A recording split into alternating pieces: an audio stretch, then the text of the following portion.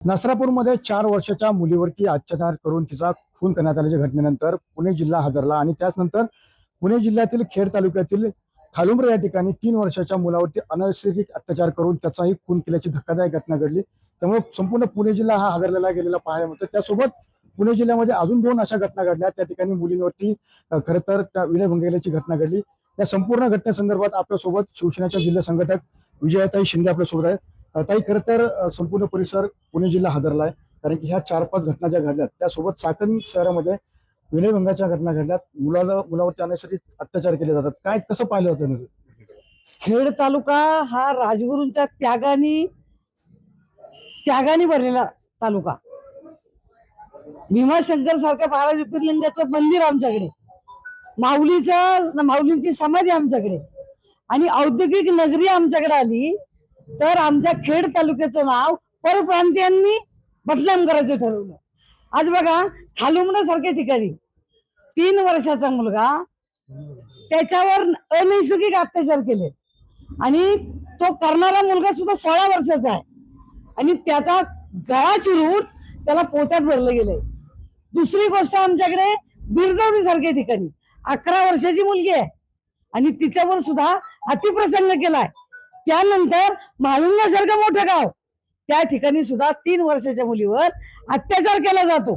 याचा अर्थ परप्रांतीयांची नोंद जी लोक स्वतःच्या घराचं भाडेकरी म्हणून ठेवतात त्या भाडेकऱ्यांना, म्हणजे मालकाला सुद्धा दोषी ठरवलं पाहिजे, कारण परप्रांतीय राहतात, कामगार राहतात, त्याच्या नोंदी आज जर विचार केला तर खेड तालुक्यामध्ये कुठेच मिळत नाहीत।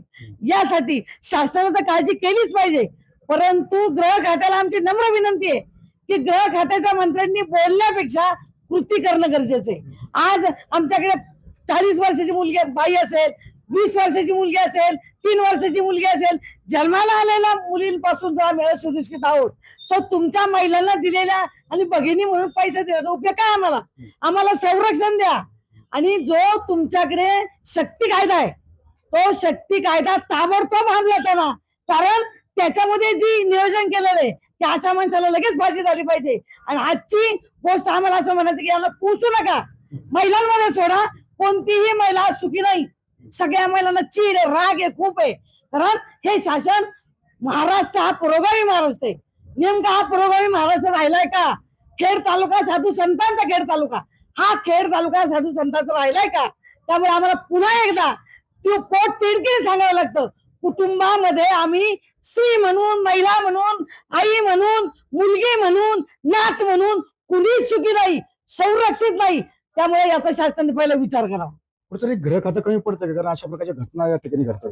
आज तुम्ही मला सांगा, आपल्या खेड तालुक्यामध्ये 6 महिन्यामध्ये ही 7वी घटना आहे। मग जर आपण कसं म्हणायचं की शासन काय करतं, हे गृह खातं पुढे या लोकांचं करतं काय? त्यांना शासनाचं खाद्य घालून पोहोचवतं का? कारण कायदा जर तुम्ही बदलला नाही, कडक केला नाही तर महिला सुरक्षित राहतील कशा? म्हणून अजिबात गृह खातं काम करत नाही असं आमचं म्हणणं आहे। नक्की, ज्या पद्धतीने पाहिलं की खरं तर महिला म्हणून या महिला सुरक्षित नाही आणि गृह खातं कुठेतरी याकडे दुर्लक्ष करतंय का, अशीच भावना या ठिकाणी व्यक्त केलेली आपल्याला पाहायला मिळत आहे। कारण स्मिथ सॅम सुलजिरे, TV9 मराठी, खेड, पुणे।